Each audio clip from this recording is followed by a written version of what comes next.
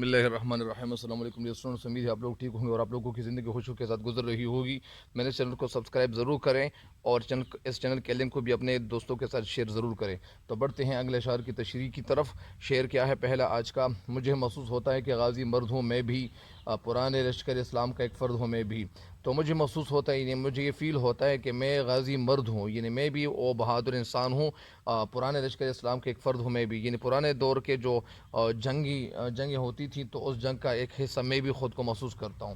یعنی اس شعر کی تشریح کیا ہے؟ حفیظ جالندری اس شعر میں مختصر تشریح یہ ہے اس شعر کی کہ شعر میں کہنا یہ چاہتے ہیں کہ حفیظ جالندری کہ جب میں چشم تصور سے قطب الدین ایبک اور لشکر اسلام کو کفار کے ساتھ لڑتا ہوا دیکھ رہا تھا تو اچانک مجھے محسوس ہوتا ہے کہ میں بھی مرد مجاہد ہوں اور اس اولین لشکر اسلام کے ساتھ جہاد میں مشغول ہوں یا منہمک ہوں، جو قطب الدین ایبک کی قیادت میں بہادری کے جوہر دکھا رہا تھا۔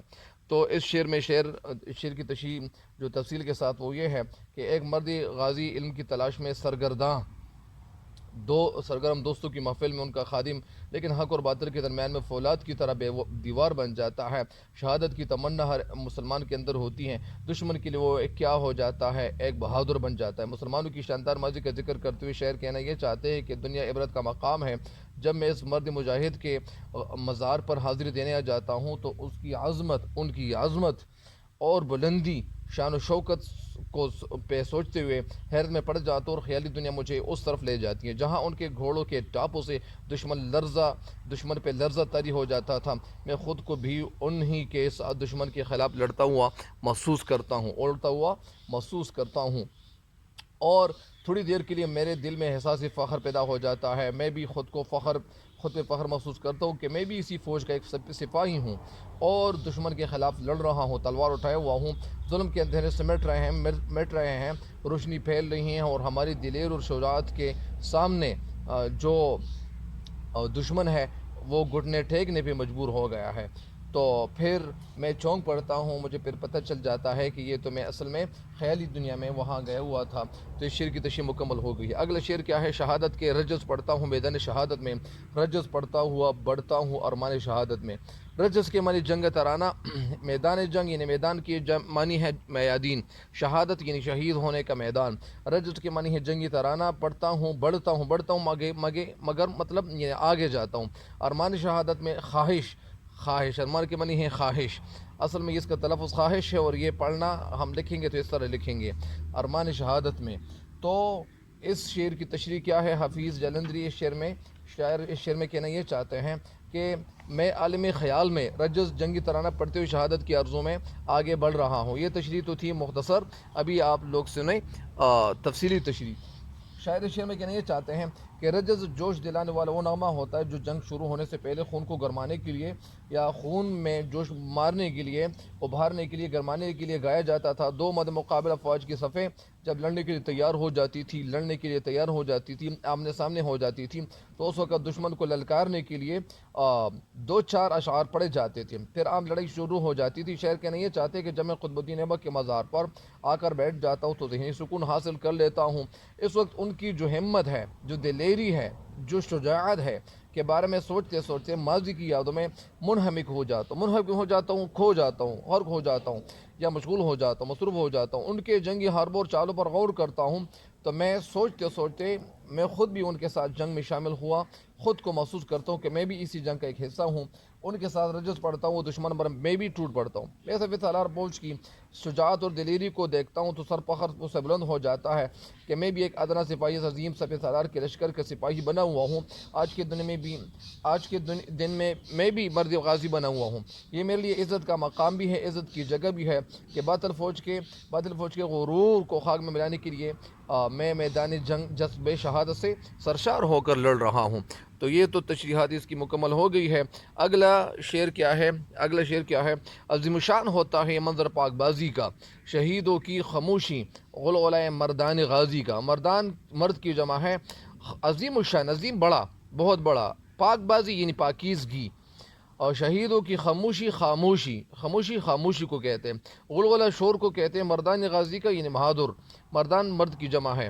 تو اس شعر کی مختصر تشریح یہ ہے کہ شاعر کہنا یہ چاہتے ہیں کہ یہ ایک پاکیزہ اور عظیم الشان نظارہ ہے۔ شہید اپنے مقصد کو پا کر یا حاصل کر کے خاموش پڑے ہوئے ہیں اور غازیوں کے نعرے گونج رہے ہیں۔ تو اس شعر کی تفصیلی طور پر یہ ہے کہ شعر میں ہمیں سمجھانا یہ چاہتے ہیں، بتانا یہ چاہتے ہیں کہ شاعر صدیوں پہلے مسلمانوں کی جو عظیم سپہ سالار تھے قطب الدین ایبک کے عظیم کارنامے کو اپنے سامنے رکھتے ہوئے کہتے ہیں کہ جب یہ عظیم لوگ جذب جہاد سے سرشار ہو کر، لبریز ہو کر، بھرپور ہو کر ہندوؤں کے خلاف تلوار اٹھانے کے لیے میدان میں چلے جاتے تھے تو وہ منظر کتنا پاک ہوتا ہے، کتنا پاک ہوتا ہوگا، کتنا خوبصورت ہوتا ہوگا، کیونکہ وہ جان کی پرواہ کیے بغیر خدا کے، اللہ کے دین کی سربلندی کی خاطر وہ کیا کرتے ہیں، اپنی جانوں کا نذرانہ پیش کرنے کے لیے تیار ہوتے تھے۔ وہ اپنا سب کچھ چھوڑ چھاڑ کر میدان جنگ میں صرف اللہ کی رضا حاصل کرنے کے لیے وہ میدان میں چلے جاتے تھے۔ جب وہ شہید ہو کر گر پڑتے تھے تو ان کا جو لہو تھا وہ زمین میں جذب ہونے سے پہلے یہ مرد غازی جنت کے باغات میں خود کو پہنچائے ہوئے وہ محسوس کرتے تھے کہ وہ خود میں جنت کے باغات میں پہنچ جاتے تھے۔ وہ لڑتے ہوئے بھی بڑے سکون اور اطمینان محسوس کرتے تھے۔ تلواروں کی جو آوازیں تھیں، تکبیر کی صدائیں تھیں، ان کا جذب ایمان ان صداؤں سے وہ تازہ ہو جاتا تھا۔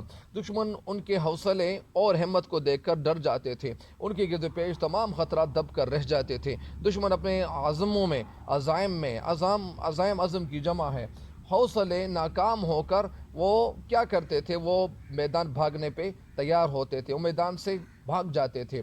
آج بھی اگر ہم وہی جذبہ اپنے اندر پیدا کریں تو شاعر کہتے ہیں کہ ہم کیا کر سکتے ہیں، ہم آگے بڑھ سکتے ہیں، غلامی کی زنجیریں ہم ٹوٹ کر ریزہ کر سکتے ہیں کہ اگر ہمارے اندر وہی جذبہ دوبارہ پیدا ہو جائے۔ تو اس شعر کی تشریح مکمل ہو گئی ہے۔ آخری شعر ہے اس نظم کا: میرا جی چاہتا ہے اب نہ اپنے آپ میں آؤں، اسی آزاد دنیا کی فضا میں جذب ہو جاؤں۔ میرا جی چاہتا ہے، یعنی شاعر کہنا یہ چاہتے ہیں کہ میرا دل چاہتا ہے کہ میں ہمیشہ اس طرح بے خود پڑا رہوں، میں اپنے خود میں نہ آؤں اور کبھی اپنے ہوش و حواس میں کبھی نہ آؤں اور اسی آزاد فضا میں خود کو جذب کر لوں۔ تو شاعر اس شعر میں کہنا یہ چاہتے ہیں، سمجھانا یہ چاہتے ہیں کہ شاعر قدیم دور کے مسلمانوں کے جذب ایمان پر رشک کرتا ہے کہ وہ کتنا، رشک کا لفظ کیا ہے، یہ حسد کا بالکل الٹ ہے، کہ وہ کتنے پاک دل و پاک باز انسان تھے۔ اللہ نے انہیں شجاعت اور دلیری کی انمول خوبیاں اللہ تعالیٰ نے ان کو عطا کی ہوئی تھی۔ شعر کہتے ہیں کہ جب میں قطب الدین ایبک کے مزار پر فاتحہ خوانی کے لیے آتا ہوں، تشریف لے جاتا ہوں، وہاں پہنچ جاتا ہوں تو میری سوچ مجھے بہت پیچھے لے جاتی ہے۔ میں اس ماحول میں پہنچ جاتا ہوں جہاں وہ دشمنوں کے خلاف وہ لڑائی لڑ رہے تھے، جہاں دشمنوں کے خلاف وہ نبرد آزما تھے، وہ ان کے سامنے وہ کیا تھے، موجود تھے۔ کاش میں اس دور کا ایک ادنا سا سپاہی ہوتا، ایک معمولی سا سپاہی ہوتا اور اس عظیم سپہ سالار کی رہنمائی میں لڑتا ہوا شہید ہو جاتا۔ میں نہیں چاہتا کہ اس فضا سے میں باہر آ جاؤں۔ یعنی یہ جو فضا ہے، جو شاعر، یعنی بہت سارے شعراء ایسے ہیں کہ وہ اس ماحول کو، اس فضا کو، اس میدان کو، اس جنگی میدان کو، ان مسلمانوں کو، ان فاتحین کو جب اپنے سامنے رکھتے ہیں، ان لوگوں کی تصویر خوب ہو ایسی تصویر کھینچ دیتے ہیں اپنے لفظوں کے ذریعے سے۔ وہ اس جگہ کا جو ایک میدان ہے، جو جنگ جہاں لڑ رہی ہیں، جہاں مسلمان اور کفار آپس میں لڑ رہے ہیں، تو اس جگہ کو یعنی محسوس کرتے ہوئے کہتے ہیں کہ میں اس جگہ سے آنا نہیں چاہتا ہوں، میں اس فضا سے، میرا دل نہیں چاہتا کہ میں اس فضا سے باہر آ جاؤں، اس ماحول سے میں یعنی کنارہ کش نہیں ہونا چاہتا ہوں۔ انہیں سوچتے ہوئے جتنی آسودگی یا جتنی خوشی، جتنا اطمینان مجھے محسوس ہو رہا ہے وہ میں بیان نہیں کر سکتا، وہ بیان سے باہر ہے۔ میری تمنا ہے، میری خواہش ہے، میرا ارمان ہے کہ میرا خون اس زمین پہ گر جاتا اور شہید ہو جاتا تو کم از کم آخرت تو میری سنور جاتی۔ تو یہ اس شاعر کے خیالات ہیں جو بہت خوبصورت طریقے سے انہوں نے قلم بند کیے ہیں۔ تو مجھے امید ہے کہ آپ کو ان اشعار کی تشریح سے فائدہ ضرور ہوگا اور آپ لوگ فائدہ ضرور اٹھائیں گے۔ ہمیں بھی دعا میں یاد رکھیں۔ تب تک کے لیے اجازت چاہتا ہوں۔ اللہ نگہبان۔